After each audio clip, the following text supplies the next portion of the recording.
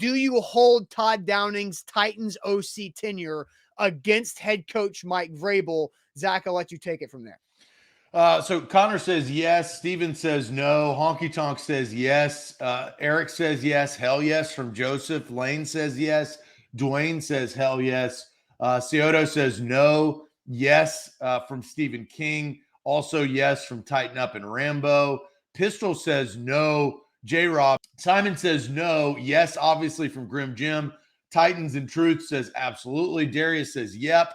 Adam yes. Denise yes. 2 year yes, 1 year no from Zach Goodman. So kind of separating it there. And that's fair. That's a good separation. That's a fair comment. But I do think that the majority of the chat says yes. What do you say? Well, real quick, Timothy says, as a former coach himself, he sees massive technique and assignment issues every week that his high school teams did better than the Titans. Now, I think if you say overall, I think the Titans, since Mike Vrabel has been the head coach, have been considered a well-coached football team. So I think that's fair to say.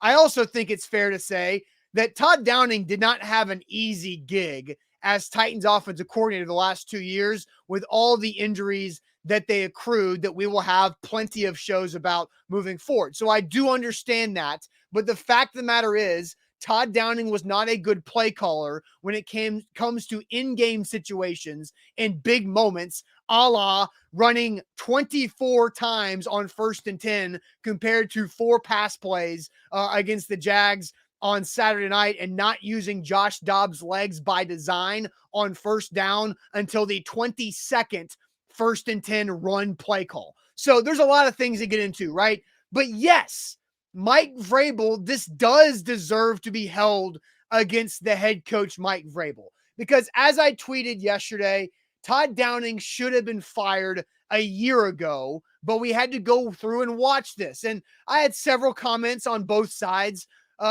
responding to that tweet there. And Jimmy, who I'm going to bring up, and this is a fair thing for Jimmy to say, but Jimmy said, dude, the Titans were the 1 seed. You can't fire someone in that situation, to which I respond, yeah, the hell you can. That's called being proactive. That's called not sitting and resting on your successes of going 12-5, getting the 1 seed, and then just saying, look how great we are. You absolutely can fire somebody in that situation because you have to look inside. And I think Mike Vrabel does this. And he is a good head coach and a great head coach at times. He won the NFL head coach of the year just about 12 months ago. But yes, you could fire Todd Downing after last year because Todd Downing was not good in year 1. It does need to be held against Mike Vrabel because it would have been the correct move to fire him last year. It would have been a gutsy move to fire Todd Downing after his first year, but it would have been a move that would have helped the franchise. And I don't know where the Titans would be, where everybody would be if Downing was let go after last season, but I feel like they'd be in the playoffs. Now, it doesn't mean that their future would be great, but I think they would have been better this season without Todd Downing. Well, Noah brings up the fact, and look, there's 2 sides to the story, and I think that's what we're talking about. Noah says, when you look at it, Vrabel was put in a terrible situation with Downing. He wasn't able to get a complete evaluation of him last year. Then you add in the fact that you don't change coaches during the year. Now, that last part is Vrabel's fault, but the previous statement is, I do think something with, I think that was, we have to understand why. You have to understand the why. It doesn't mean that it is correct or right, and hindsight's always 20/20. But Austin, I think we both adamantly disagreed with the statement of that Todd Downing was great in 2021, right? Yeah. When he said that, we all were like, red flag, what are you talking about? Mike Vrabel said that, right? Yes. He said Todd Downing did a great job. But I do think, to Noah's point, the why is, I think Mike Vrabel's mindset is, what just happened to us is not going to happen to us again. We're not going to be as decimated. In the history of the NFL, we were the most injured team in 2021 in all of pro football ever.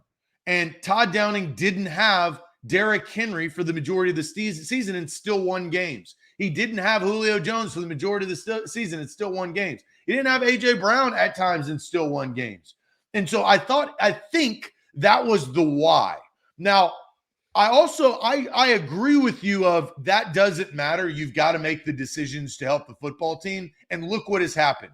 It wasn't a comfortable spot for Amy Adams Strunk to sign John Robinson to a 4-year extension and then fire him 8 to 10 months later. It wasn't like an easy spot for her to fire Mike Mularkey after making the playoffs, which rarely happens, right? Firing a head coach after make the playoffs. And winning a playoff game. That was a gutsy call, right? Yes. Austin, I do think that the decisions over the last 365 days now are starting to reveal itself of Mike Vrabel's inexperience of being a head coach full circle. I think Mike Vrabel is an outstanding head coach. I think we've all documented that. That's why he's a good players coach. He tries to get the most out of his guys. I think that we've seen that. But big time decision making with relationships and having to fire guys that you don't necessarily want to, this is the first real test that he's actually had to go through, Austin. Look at his head coaching tenure. Matt LaFleur left. You have that. You also had Arthur Smith. He left. Shane Bowen stayed and got another chance, and it worked out. Yeah. So this is the first true big real decision.